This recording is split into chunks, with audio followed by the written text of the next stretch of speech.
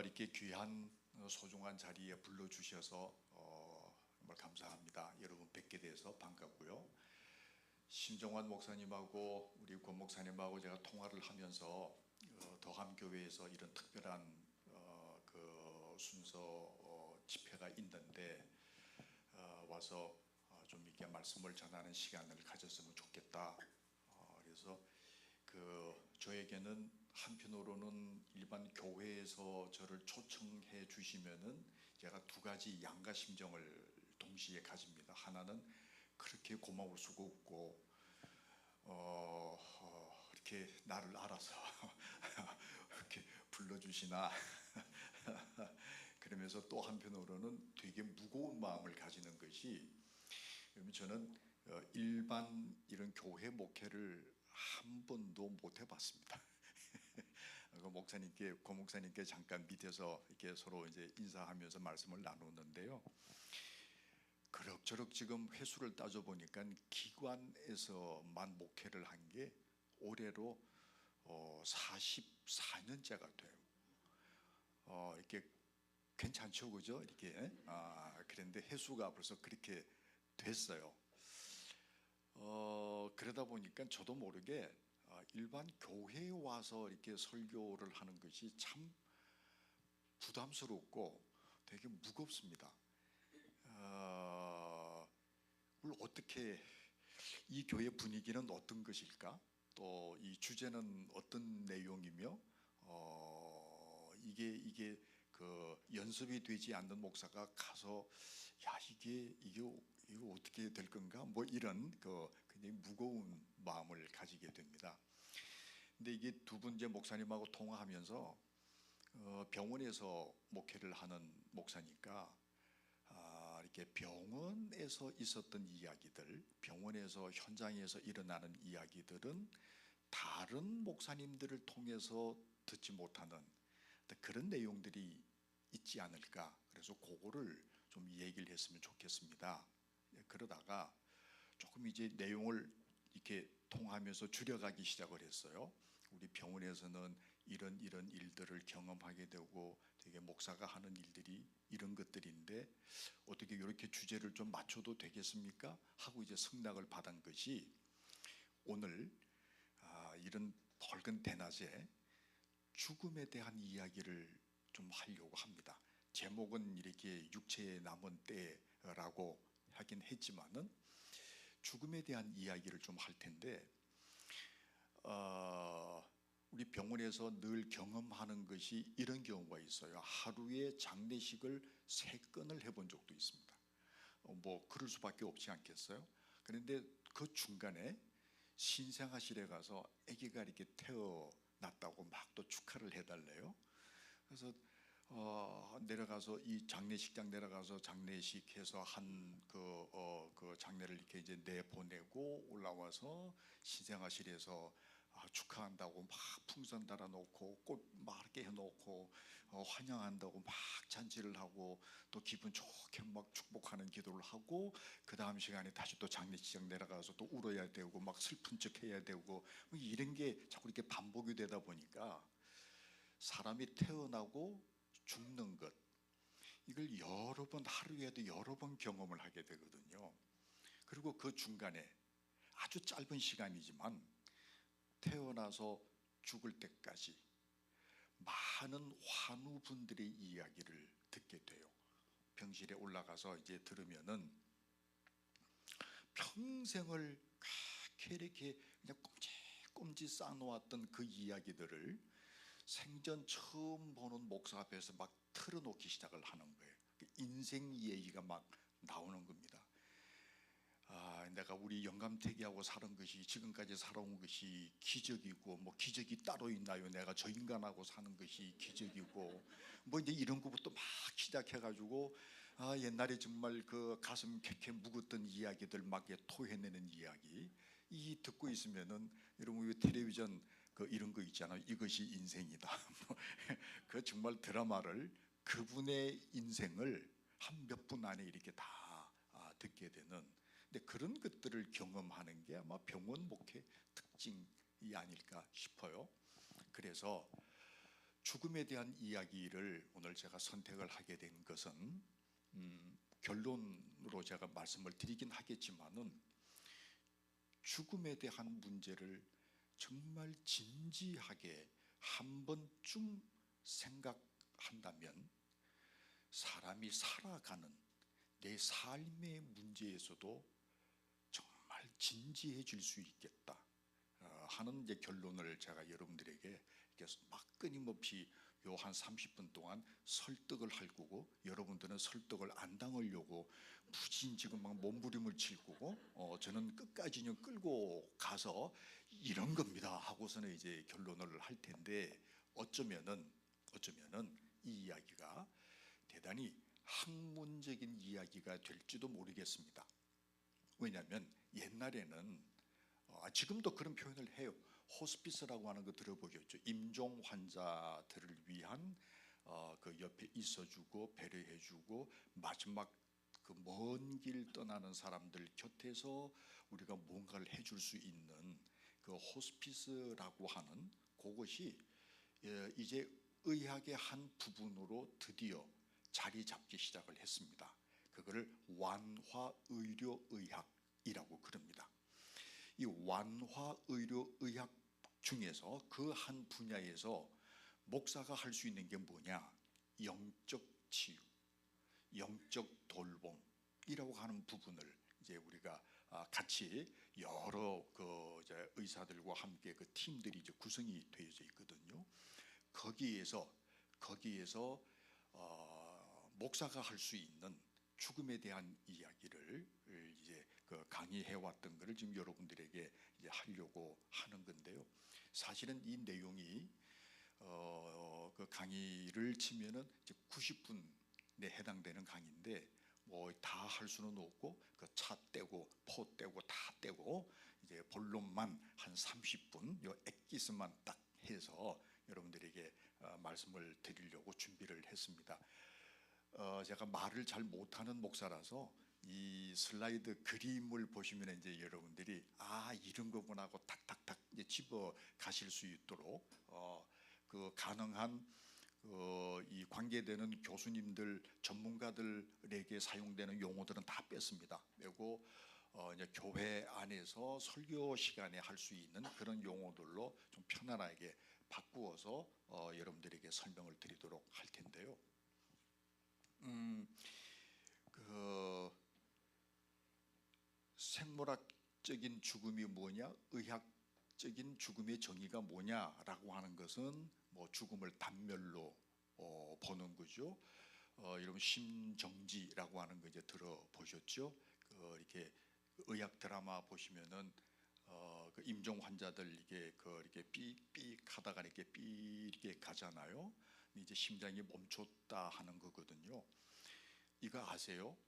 심장은 멈추었는데, 기능은 멈추었는데, 그런데 그 몸 가운데서 그 기관 중에서 맨 마지막까지 살아있는, 그러니까 맨 마지막에 죽어지는, 없어지는 기관이 어딘 줄 아십니까? 예, 역시 더함교회 맞아요. 귀예요. 그래서 우리 종교인들이 임종 환자들에게 찬송을 불러주고 성경 말씀을 읽어주고 기도를 해주고 하는 것이 무지무지하게 중요합니다. 저는 병원에서 그런 걸 몇 건을 봤어요. 의학적으로는 B 했습니다. 심정지가 됐습니다. 그래서 의사가 아무개시 몇 년, 몇 월, 며칠, 몇 시에 임종하셨습니다. 이렇게 선언을 하고 이제 이불을 이렇게 덮잖아요. 근데 의학적으로는, 생물학적으로는 이미 끝났어요. 그런데 한참 후에, 한 1, 2분 후에 그 죽은 사람의 얼굴이 이렇게 표정이 변하는 것을 제가 몇 건을 본 적이 있어요. 실제로. 근데 그게 어떤 때 일어난가 하면은 이런 거예요. 아주 행복할 때, 그 가족들이 마지막 그 가는 그 길에 정말 환대하게 환송해주는 그런 기분을 느낄 때, 그리고 정반대로 의사가 임종하셨습니다 하는 순간에 이제 옆에 서 있던 그 가족들이 형 이제 어떻게 할 거야 아버지 재산? 뭐 이렇게 나오는 거예요. 뭐 이제 그 순간에 그 죽은 사람의 표정이 바뀌어지는 그런 것들을 이게 경험을 하면서 이게 종교적인 그 예식이 정말 중요한 거다 하는 거.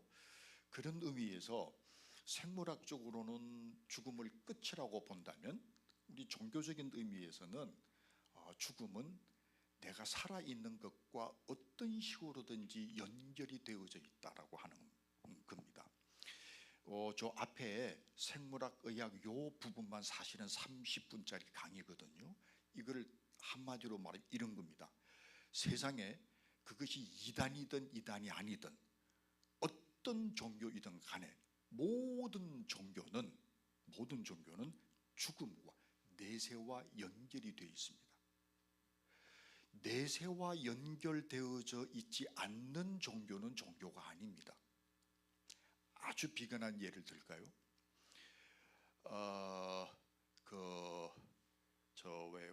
여러분 이거 있죠. 그 유교. 우리가 지금 유교 문화에 젖어 있는 사람들이잖아요. 유교에서 죽은 사람과 살아있는 사람의 그 대화 채널이 제사라고 하는 것이 있어요. 그 제사는 4대 봉사, 그러니까 4대까지 거슬러 올라가서 제사를 지내는 거거든요. 저희 아버님이 10여 년 전에 돌아가셨어요. 지금 제 나이가 이제 6학년 7반이에요. 그럼 보통 우리가 50대 후반 60대 되면 이제 부모님을 이렇게 떠나보내기 시작해요. 그러면 지금 내가 아버지를 떠나보내고 난 다음에 내가 살아있는 기간을 보통 한 30년에서 40년을 칩시다. 그럼 나는 30년 동안, 적어도 30년 동안은 내 아버지의 제사를 드려야 돼요. 그죠? 그러면 4대 봉사니까 4대까지 거슬러 올라간다고 생각해 보세요. 그러면 30년 곱하기 4 하면은 120년이죠. 죽은 다음에 120년 동안 공짜 밥을 먹을 수 있다니까. 이런 계산이 나오는 거예요. 그죠? 그러니까 지금 살아서 며느리 눈치 볼 것도 없고 눈치밥 먹을 것도 없다고요. 지금 끝내면은 공짜 밥을 120년을 먹을 수 있어요. 이런 계산이 나오는 거거든. 그러니까 이 무슨 얘기냐면은 살아있는 사람과 죽은 사람의 그 다리, 가교가 제사인데, 이 제사는 죽은 사람을 우리가 이야기하면서 야, 네 할아버지는 이렇게 사셨어, 네 아버지는 이렇게 사셨어, 이 이야기가 살아있는 사람의 입에서 나오는 동안 그분은 살아있는 게 되는 거예요. 그게 120년이라는 거예요. 내가 숨을 쉬고 있는 것보다 훨씬 더 많은 시간을 이 땅에서 살고 있다는 얘기가 되는 거예요. 이렇게 이쪽 세상과 저쪽 세상이 어떤 식으로든지 연결되어져 있는 것, 그것이 종교입니다. 샤머니즘도 마찬가지인 거거든요.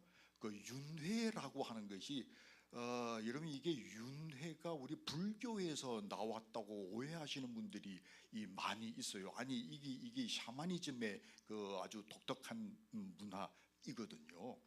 그 지네라든지 뭐 이렇게 뱀이라든지 땅에 기어다니는 짐승들이 있잖아요. 이 짐승들은요 죽어서 저쪽 세상에 갔는데 염라대왕이 이렇게 양력을 살펴보고서는 도대체 이놈의 인간은 그냥 이건 완전히 이제 불구덩이에 들어가야 될 인간인데 그럼에도 불구하고 너무 아까워, 그냥 보내기가 너무 처참한 거야. 그래서 너 다시 태어나서 다시 저쪽 세상 가서 직사게 한번 고생하다가 다시 와. 그러면 네 지옥불 아랫목은 준비돼 있어. 그런 뭐라고 그러죠? 이게 그걸 가지고 있는 정말 악독하게 사는 사람들이 다시 태어난 그 몸이 땅으로 기어다니는 짐승들이다 하는 거예요. 여러분 이거 아세요? 날파리가 이게 날아들면 부채로 탁탁 쳐서 안 죽여요. 근데 불교에서는요, 이게 땅에 기어다니는 짐승들은 그냥 밟고 다녀요. 그러니까 이게 처참한 거예요. 넌 그렇게 태어나서 그렇게 살다가 다시 한번 그렇게 살다가 불구덩이에 와. 뭐 이런 존재들, 어쨌든 간에 이게 이쪽과 저쪽이 연결되어져 있는 겁니다. 불교에서도 마찬가지 중용이라고 하는 것이 있어요. 그게 뭐냐면은 죽은 다음에 여러분 이게 죽는 순간이 얼마나 걸릴 것 같아요? 시간이. 사람이 살아있다가 죽는데 그 죽는 시간이 얼마나 걸릴 것 같으세요? 순간이에요. 똑딱 하는 순간에 죽어요. 그러니까 살아있는 것과 죽는 것의 경계는 순간이라고요. 죽어가는 과정이 길 뿐이지 죽는 것은 똑딱 하는 거거든요. 똑딱 하는 순간에 죽었어요. 그러면 이 죽은 영혼이 저쪽으로 가서 이 좀 우리 이 교회에서 제가 이런 용어 써도 괜찮을까요? 이게 자비하신 부처님께서 그냥 이걸 받아들이시는 것이 아니고 한 번 더 기회를 주신다고요. 너 이 땅에 살면서 이렇게 죽도록 고생하면서 왔는데 다음에 태어날 때는 좀 좋은 집안에서 태어났으면 좋겠다. 그리고 기회를 주세요. 그 기회를 주시는 것이 40일이에요. 40일. 뭐 이런 식으로 해가지고 쭉 가다 보면은요, 요거를 좀 오해를 해가지고 말이지, 이런 거 있잖아요. 한 텀이 7일이라고 그래가지고 너 7일 줄 거니까 좋은 집 빨리 골라. 그러는데 이 땅에서도 느린 놈은 죽어서도 느려요. 그 7일 동안에 자기 집을 못 찾는 놈이 있어. 그래서 그 대자대비하신 부처님께서 한 텀을 더 줘요. 그러면은 7일을 한 텀을 더 주면은 14일이 되잖아요. 그래도 못 찾는 영혼이 있네요. 그래서 주다 보니까 몇 텀까지 주는지 아세요? 4텀을 줘요. 그럼 어떻게 돼요? 며칠이 걸리죠? 네, 그래도 안 되니까 쭉쭉쭉쭉 가서 7텀까지 가요. 7, 7은 49가 되는 거죠. 49제가 그래서 있는 거예요. 그 마지막이 49제예요. 그때까지도 못 찾으면 그건 어쩔 수 없는 거야. 그냥 뭐 알아서 지가 알아서 가는 거고, 그냥 그렇게 자비하신 부처님께서 그런 기회를 주시는 거. 그게 살아있는 것과 죽은 것의 연결점. 뭐 기독교에 대해서는 우리가 더 얘기할 거는 없고, 오늘 제가 여러분들에게 이제 말씀을 드리려고 하는 거는 죽음의 의미에 대해서 얘기를 드릴 건데, 여러분 이거 아세요? 우리가 죽음을 이야기할 때 그 문학적으로 반어법을 참 많이 씁니다. 알게 모르게 이런 거 있잖아요. 죽음이 뭐냐라고 하는 것을 물어가는 그 물음 속에 뒤집어서 죽음을 이야기하는 것은 마지막에 내가 어떻게 살았으면 좋을 것인가 하는 것과 연결된다 하는 식으로 이상하게 죽음이 뭐냐라고 하는 이 물음을 물으면은 꼭 무식한 것 같고 쌍스러운 것 같고 못 배운 것 같아서 막 이렇게 한 바퀴 돌리는 것들이 참 많아요. 과장법이 굉장히 많은 거 아십니까? 일상생활 속에서 죽음에 대한 이야기를 얼마나 많이 난무하고 있는지 모릅니다. 이런 거 있잖아요, 여러분. 나무가 시들어가는 것을 보고 나무가 죽는다고 그래요. 그죠? 배추를 소금에 절이는 걸 보고 숨 죽인다 그래요. 소리를 낮추는 것을 보고 소리 죽인다 그래요. 기가 끊기는 것을 보고 기가 죽었다 그래요. 아주 조용한 상태를 보고 죽은 듯 조용하대요. 극도로 기분이 좋은 것, 그리고 극도로 화가 났을 때 니들 이제 다 죽었어, 뭐 이런 거예요. 이게 지나치게 우리 생활 속에서 과장된 것들이 참 많아요. 그러면서도 동시에 직접적인 표현을, 사람하고 관계된 죽음은 이상하게도 돌리고 또 돌려요. 그걸 우원법이라 그래요. 예를 들까요? 여기는 청소가 어떻게 되나요? 지금도 엘리베이터에 가면은요 1층, 2층, 3층, F, 5, 6, 7 이렇게 가요. 난 그 F가 뭔지 모르겠어요. 근데 그 4가 죽는 거하고는 관계없는 거야. 그런데 4 그러면은 죽는 것과 연결돼 있는 거예요. 그러니까 기분 나쁜 거예요. 그런 것들이 참 많다고요. 또 하나 예를 들까요? 숨이 끊어졌다, 유명을 달리하셨다, 소천하셨다, 입적하셨다, 영면하셨다, 세상을 뜨셨다, 하직하셨다, 선종하셨다. 웃기는 소리 하지 말라 그래. 그냥 죽은 거야. 죽은 걸 죽었다 그러면 되는 건데, 근데 인간들하고 관계에서 죽었다 그러면 뭔가 무식하단 말이지. 전 못 배운 인간 뭐 이렇게 되는 거라고. 그래서 이걸 굳이 피하고 싶은 거예요. 다른 것들에 대해서는 기가 죽었다, 기분 좋아 죽겠다, 기분 나빠 죽겠다, 뭐 죽겠다 그러면서도 우리와 인간관계에서 되는 것들은 극구 피하려고 하는 거, 이게 우리가 가지고 있는 문화인 거예요. 극단적인 예를 들게요. 사람이 죽어서 시신을 염할 때, 염해 보셨죠? 염할 때 시신을 묶어요. 그거 왜 묶어요? 죽은 사람인데, 움직이지도 못하는 건데 그걸 굳이 왜 묶냐고, 똘똘 왜 묶냐고. 이유는 있어요. 이게 관을 들고 옮길 때 시신이 움직이지 않도록 하기 위해서 그렇다라고 하는데, 더 깊게 숨어있는 의미가 뭔지 아세요? 시신이 움직였다는 얘기는 무슨 얘기예요? 귀신이라는 거예요. 시신은 움직이면 안 돼요. 죽음이 움직였다? 그건 귀신이라는 거예요. 그래서 우리가 만들어 놓은 이 귀신에 관계된 설화들이 참 많습니다. 동양하고 서양하고 바꾸어서 이게 좀 비교를 해서 한번 해볼게요. 배경이 달라요. 우리나라에서 귀신이 나타나는 배경은요, 안개 낀 공동묘지예요. 그런데 서양에서 귀신이 나타날 때 배경은 지가 살던 집이야. 그냥 아파트든 뭐든 아무 관계없어요. 자동차가 다니는 거리든 관계없어요. 그냥 나타나요. 그죠? 배경이 달라요. 귀신이 나타나는 시간이 달라요. 우리나라는요, 새벽닭 울기 전까지야. 새벽닭 울음이 들렸다 그러면 이제 빨리 사라져야 돼요. 그런데 서양 귀신은 24시간 나타나요. 얘네들은 정해진 시간이 없어. 신체적 구조가 달라요. 우리 동양 귀신은 비교적 다리가 없어요. 그냥 이렇게 날아다녀요. 근데 서양 귀신들은 하얀 구두 신고 나타나고 나이키 운동화 신고 나타난다고요. 이게 배경이 이렇게 달라요. 그죠?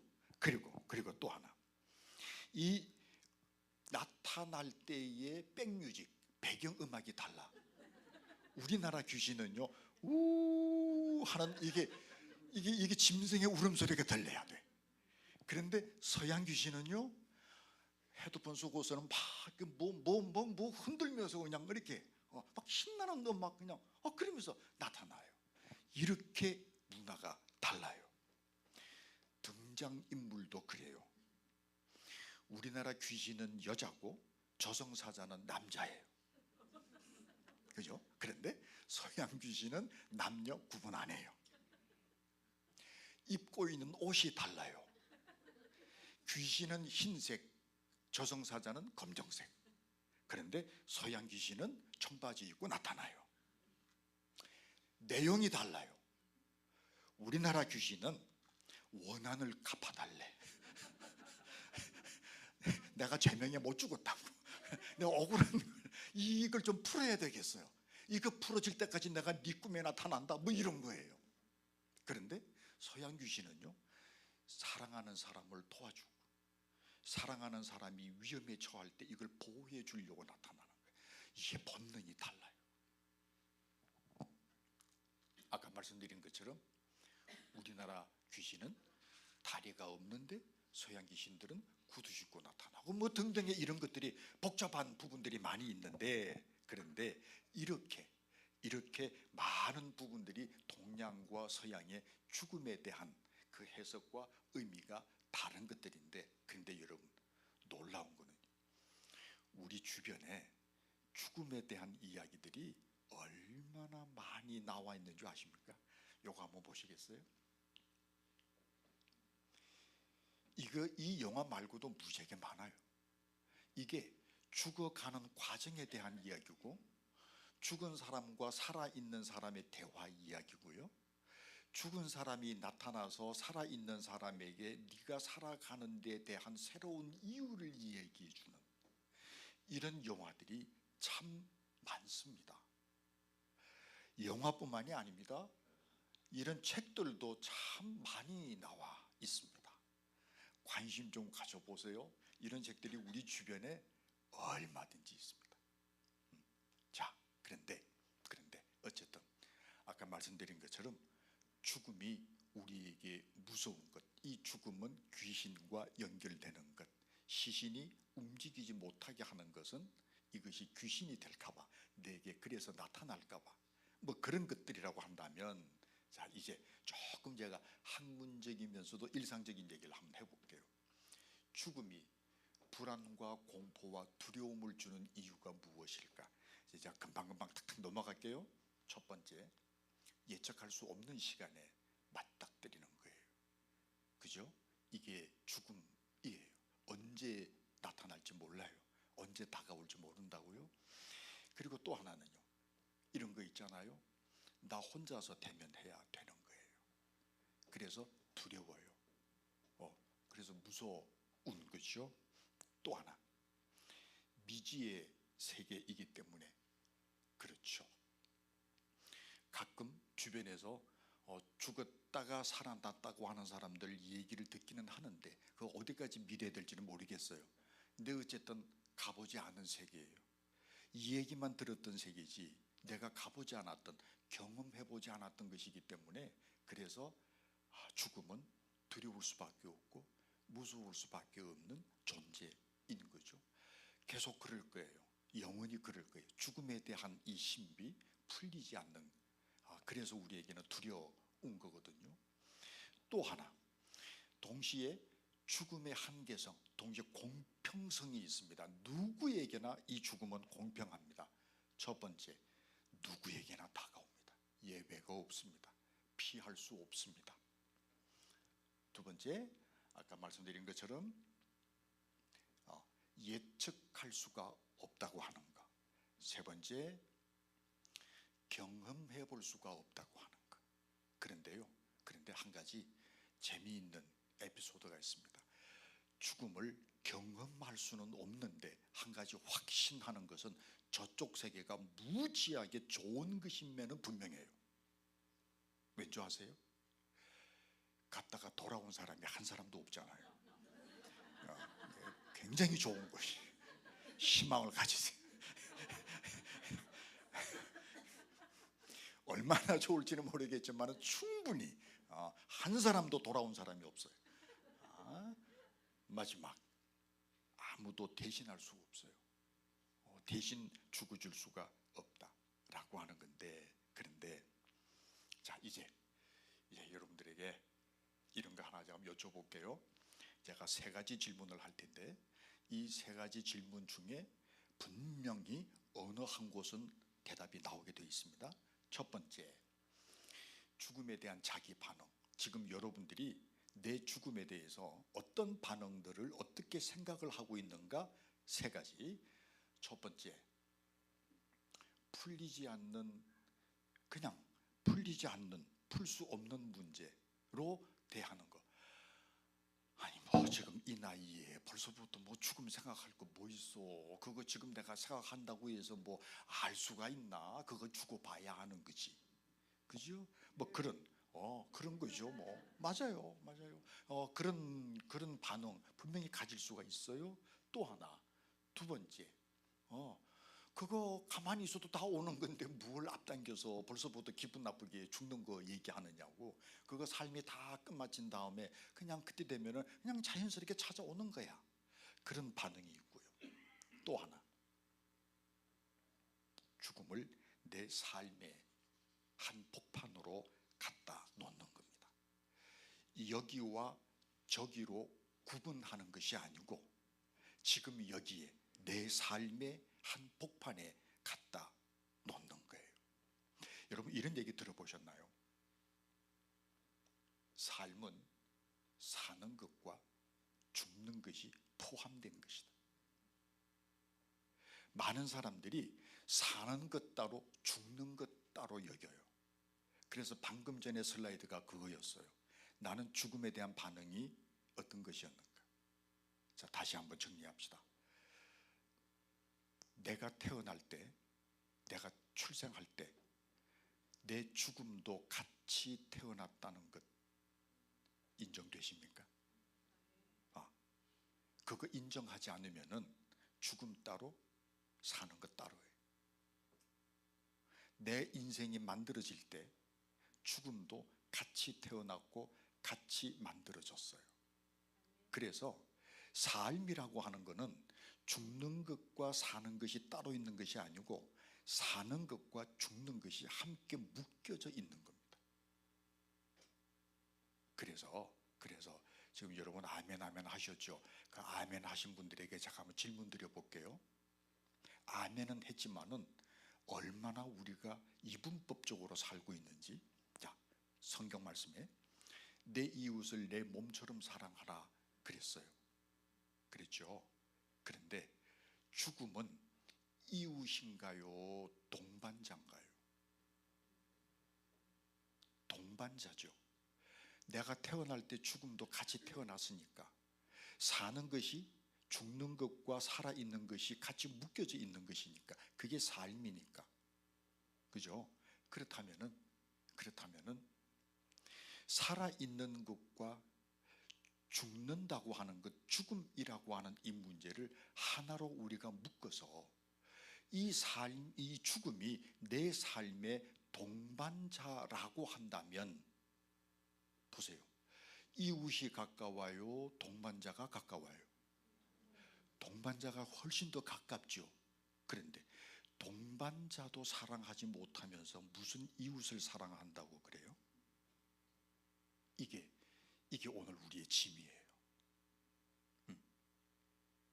내 죽음에 대해서 생각을 전혀 안 하고 있는 거예요. 우리는 부활을 얘기를 하죠. 부활은 죽어야 있는 건데, 근데 그 죽음은 빼놓는다고요. 그냥 부활만 얘기하는 거지. 자꾸만 이분법으로 나누고 있어요. 죽지 않았는데 어떻게 부활이 있겠으며, 부활을 믿지 못하는데 그 죽음이 온전할 수가 있겠느냐고. 그러면 통틀어서 그 삶이 어떻게 진지할 수 있겠느냐 하는 거죠. 그래서 다시 한번 정리해 보는 거예요. 이웃이 가까운가? 동반자가 가까운가? 이정용이라고 하는 사람이 그 암에 걸렸는데 이 젊은 청년이에요. 그런데 이게 죽어가면서 자기를 가르쳐 주었던 그 동양화 교수에게 이제 편지를 써서 보낸, 그리고 그 교수님은 그 편지를 받고 다시 또 편지로 답신을 해준 그 편지의 내용들이 한 권의 책으로 묶어졌는데 그 책의 이름이 죽음의 정의라고 하는 건데, 이제 그 내용에 이런 것이 있어요. 그 교수님이 죽어가는 그 젊은 청년에게 이렇게 얘기하는 거예요. 사물을 따로따로 떼어놓고 보지 말자. 죽음은 삶 속에 있고 삶은 죽음 안에 있는 것이니까. 서양 사람들은 잘 사는 것이 키포인트예요. 그런데 동양 사람들은 잘 죽어야 한대요. 거기에 무게가 더 많아요. 그래서 물어보는 거예요. 잘 죽으려면 어떻게 해야 돼요? 잘 살아야지. 잘 살면 잘 죽을 수 있다고요. 이 이야기를 지금 제가 여러분들에게 계속해서 설득을 하고 있는 거예요. 그런데 왜 죽음이 무섭고 두려운가? 내 인생, 내 삶 한가운데 지금 나와 함께 있는데 이 죽음이 화가 나 있다. 왜냐하면 지금 당신하고 같이 살고 있음에도 불구하고 동반자로 취급을 안 해줘. 계속해서 죽음 따로 사는 것 따로. 죽음은 내가 다 살고 난 다음에 내 숨이 딱 끊어질 때 나타나는 현상, 이런 것으로 자꾸 치부를 하고 있다고. 내 삶에서 죽음을 자꾸 제외시키고 있다고요. 그래서 죽음이 화가 나 있어요. 그래 여러분들에게 한 가지 제가 좀 제안을 하려고 합니다. 죽음이 왜 무섭고 두려운가? 죽음과 화해했으면 좋겠어요. 자, 이게 뭔 얘기냐면은 이런 겁니다. 내 삶 한가운데 이 죽음이 나와 같이 죽었다라고 하는 것을, 내 죽음을 인정해 주자 하는 거죠. 그러면서 이 죽음을 대우해 주자 하는 거예요. 여러분, 이런 거 우리끼리 하는 얘기인데요. 감기 걸렸을 때 이 감기 고치려고 약 먹고 주사 맞고 막 그러잖아요. 그러면 그게 7일 가요. 주사를 맞아도 보통 감기는 7일은 가요. 그런데 약도 안 먹고 주사도 안 맞으면 일주일 걸려요.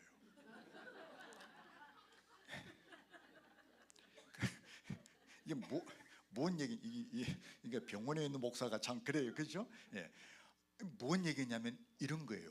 감기 걸렸을 때 이러나 저러나 일주일이나 7일이나 그 똑같은 시간 걸려요. 그러므로 감기 쫓아내려고 약 먹고 주사 맞고 그러지 마세요. 그러면은요, 나중에 더 센 놈이 들어와요. 그러니까 감기 걸렸을 때 이러시면 돼요. 야, 이 세상 많은 사람 중에 다른 사람한테 안 가고 나한테 와줘서 고맙다.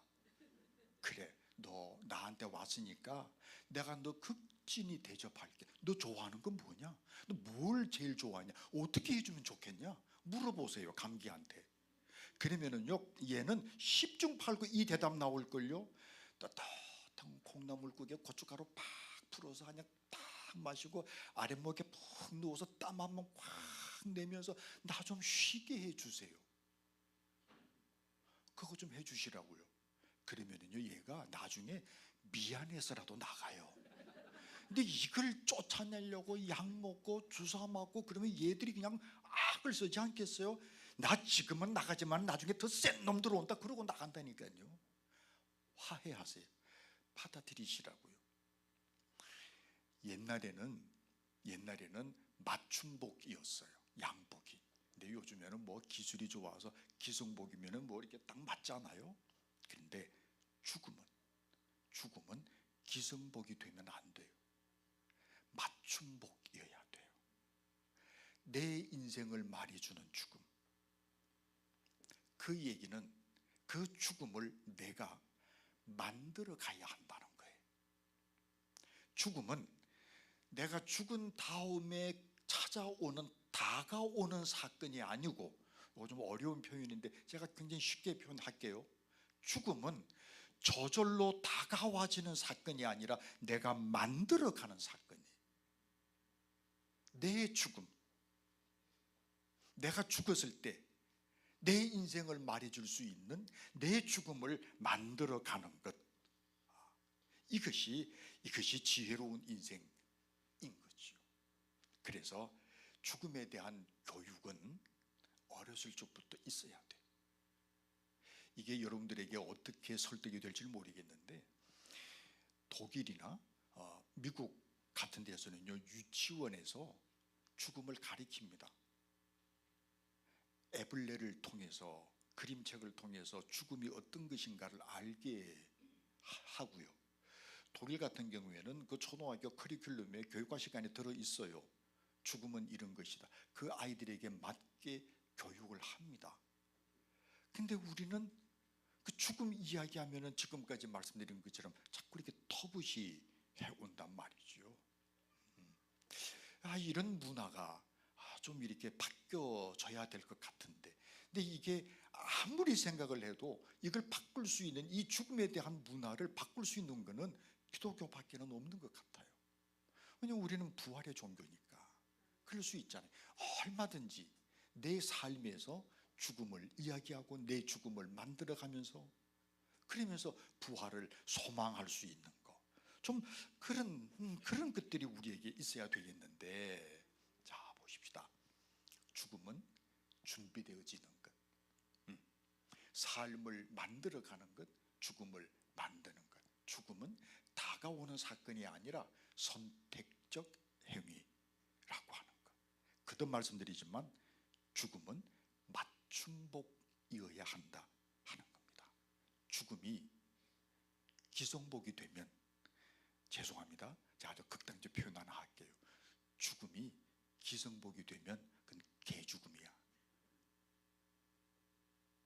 그죠? 내 인생을 말해줄 수 있는 내 죽음을 만들어가는 지혜가 필요하지 않겠는가. 그래서 죽음에 대한 준비 교육, 이 히구치 가츠이쿠라고 하는 일본 사람이 그런 얘기를 했어요. 죽음을 가리키는 것은 그 사람의 생활 태도, 가치관, 사생관 등의 변화를 기대하는 것이다. 자신의 죽음을 자각하고 시간의 귀중함을 알과 동시에 현재를 충실하게 살아가게 하는, 그것이 죽음을 교육하는, 죽음을 준비하는 목적이다 하는 겁니다. 우리나라의 김경재라고 하는 이분이 신학자인데요, 죽음의 준비 교육은 생명의 신비로움에 눈뜨는 것이고 우주적 생명으로 확산되는 것이고 현재로부터 영원한 삶을 살아가게 하는 출발점이 된다, 그렇게 이야기를 했어요.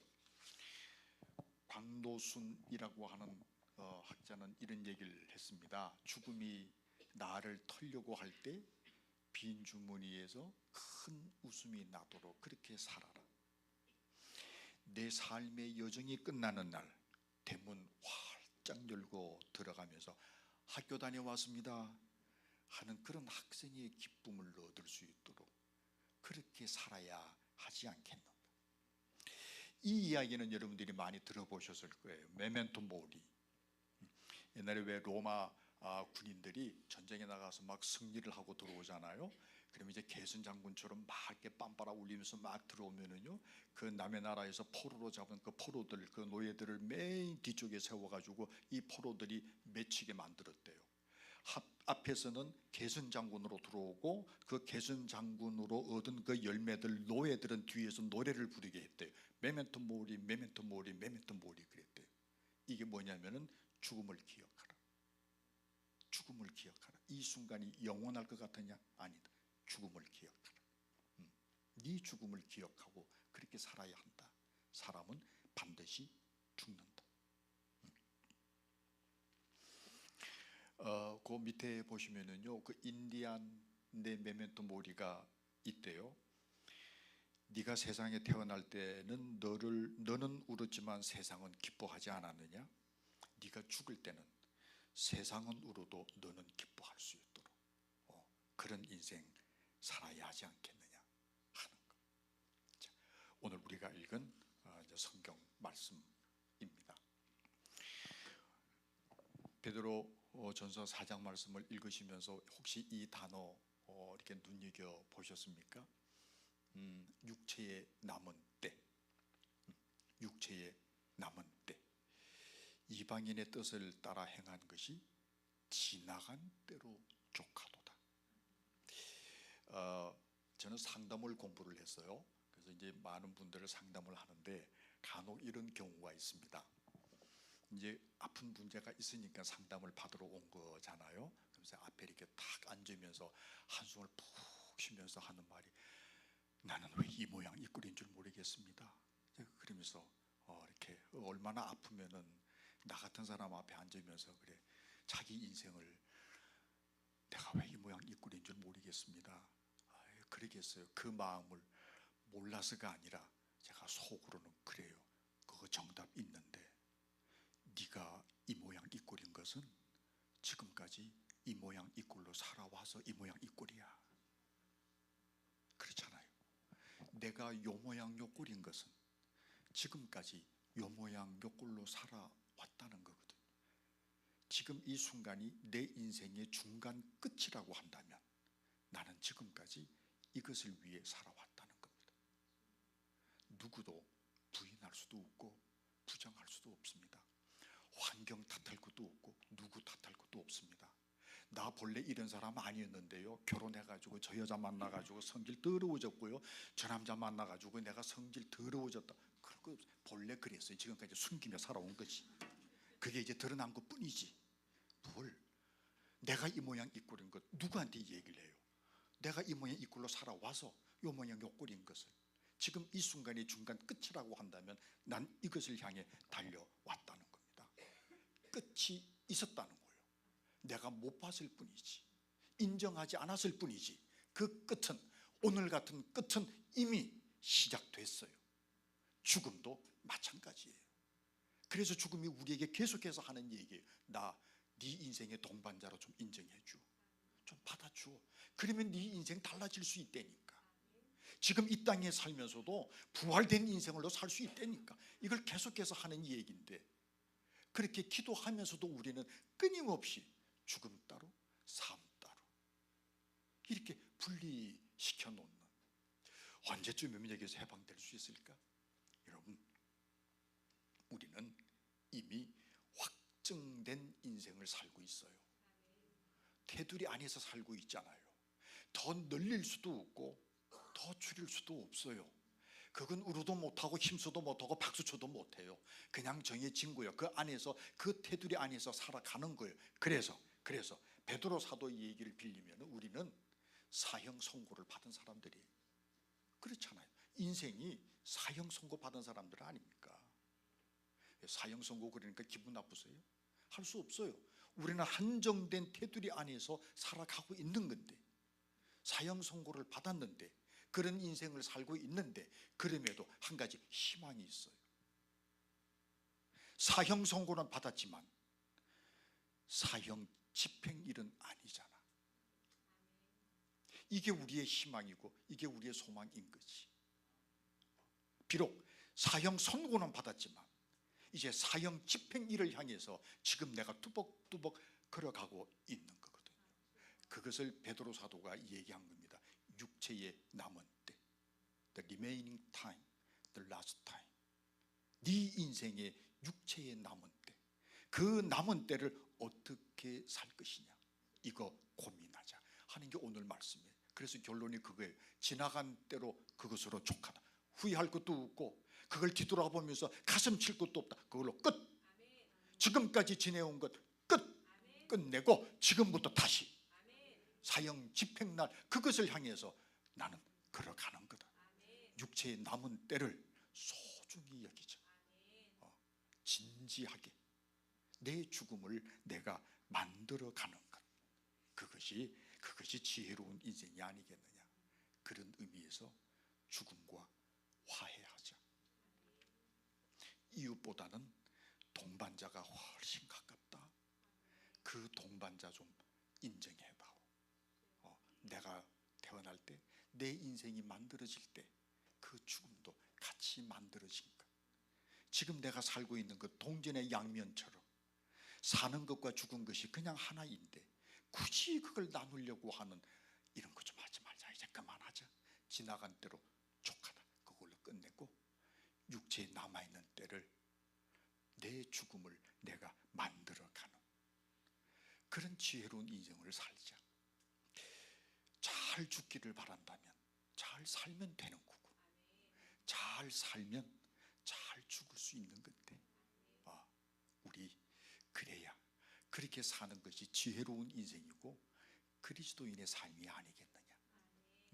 이 물음을 지금 베드로 사도가 우리에게 던져주고 있는 것이라고 생각이 돼서 오늘 이 말씀을 여러분들과 함께 나누고 싶었습니다. 내 죽음 맞춤복이어야 됩니다. 기성복 말고 한순간 한순간이 얼마나 소중한 것이고 얼마나 귀중한 것이고 내 인생에 얼마나 복된 순간인지를 늘 아침마다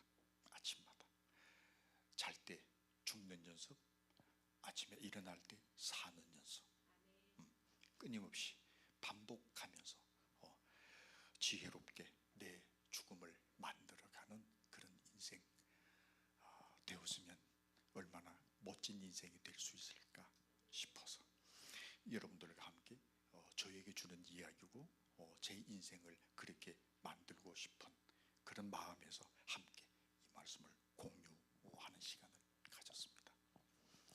혹시 설교 시간에 이러면 좀 죄송한데 질문 없으세요?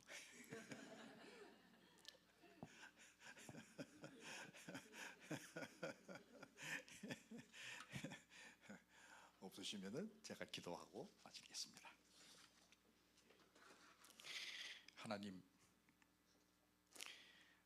하나님께서 내 인생을 이 땅에 주셨을 때 정말 진지하게 하나님 앞에 영광이 될 수 있는 그런 삶이 되기를 원하셔서 내게 주신 인생인데, 그 인생 가운데는 내 죽음도 함께 포함되어 있음을 오늘 깨닫게 하시고 알게 하시고 받아들이게 하여 주시옵소서.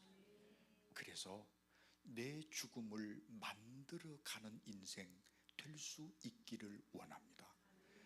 죽음은 시간이 갈수록 내게 다가와지는 사건이 아니라 내가 만들어가는 사건임을 알게 하여 주시옵소서.